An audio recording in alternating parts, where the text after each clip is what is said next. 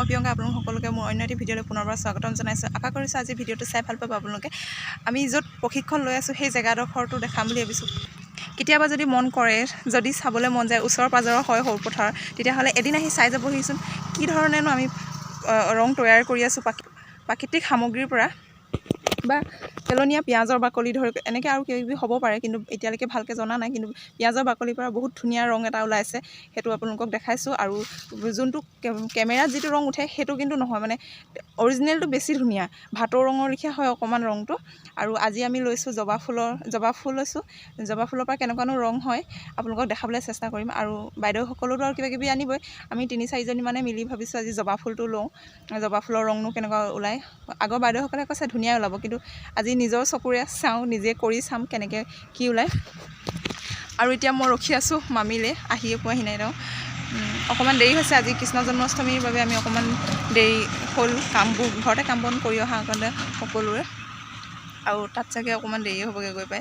তেওঁ বুলি আপোনালোকক দেখাবলৈ চেষ্টা কৰিম যে কি ৰং ওলায়, আৰু আপোনালোকে ঘৰতেও তৈয়াৰ কৰি চাব পাৰিব যেতিয়া ভিডিঅ'টোত আমি A to Z দেখাব পাৰোঁ। আশা কৰিছোঁ সকলোৱে ভিডিঅ'টো চাই যাব। আৰু এইফালে মামা মামী আহিলে, তেওঁলোকে বাইক লৈ আহিলে, সেইকাৰণে মই চাইকেলখন থৈ আমি তিনিওটা এতিয়া গৈ আছোঁ। আৰু আমি আহি পাই গ'লোহি, বতাহে একদম পূৰা চুলি উৰুৱাই নিছে বাইকত অহা, কিন্তু ইমান ৰ'দ দিছে, কিন্তু ইয়াত মানে গৰমৰ অনুভৱ হোৱা নাই, পূৰা বতাহ বলি আছে, যেন আমি নদীৰ কিনাৰতহে আছোঁ নেকি অনুভৱ হৈছে। গছ গছ গছ গছ চাৰিওফালে অকল গছ। আৰু আমাক অহা দেখি বাইদেউসকলে জুই জ্বলাই পানী পাতি থৈছে, আহি পেলাই অলপ অলপ ফুল দি দিছে। আৰু তেওঁলোকে বহুতখিনি ফুল আনিছিলে, তাৰপিছতে অকণমান দেৰি পাছতে ফুলখিনি জ্বল পৰি ৰংটো পানীত সোমাই গৈছে, আৰু ফুলখিনি অকণমান হেতা হৈ পৰিছে দেখিবলৈ। আৰু ইয়াত দেখিছে নহয় পানীত পূৰা ৰংটো আহি আছে। আৰু আপোনালোকে পানীত ৰংটো অহালৈকে আপোনালোকে এনেকৈ লৰাই থাকিব, নাই বুলি 10-20 মিনিটমান লাগিব, ৰংটো কাঢ়া হ'ব লাগিব পানীখিনিত, আৰু তাৰ পাছতে আমি নমাব পাৰিম। আৰু তাৰ মাজতে আমাক চাহ দি থৈ গ'লহি। মোৰ খেলি মেলি হয় এইটো। আৰু এই আমাৰ লাল চাহ আমি অকণমান বাহিৰতে খাইছোঁ, গৰম উঠি আহিছে যে, আহি চাহ খাবলৈ পাইছোঁ অকণমান কাম কৰি।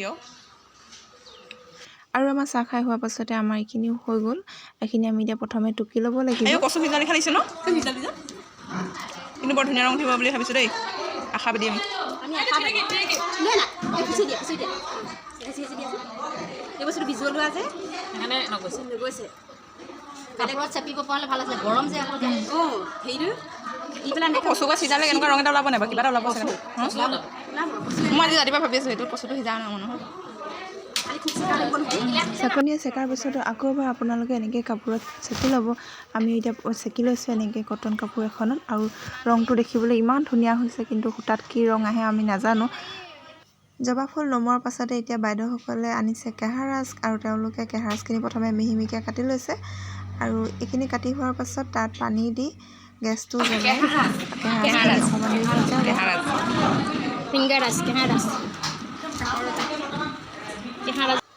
আৰু এইফালে লাহেকৈ কেহাৰাজো উতলি আহিছে, আৰু ইয়াতো ৰং আহিবলৈ আৰম্ভ কৰিছে।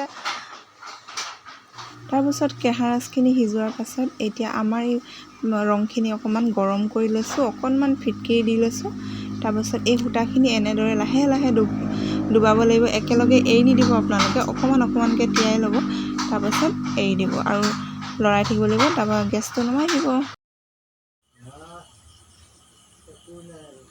আৰু নমাই দিয়াৰ পাছত এনেকৈ অকণমান এনেকৈ লৰাই থাকিব, উলটি সিলটিকৈ ক'ৰবাত কিজানি নালাগিবও পাৰে। এনেকৈ অকণমান দেৰি লৰাই থাকিব, ইপিঠি সিপিঠি কৰি থাকিব।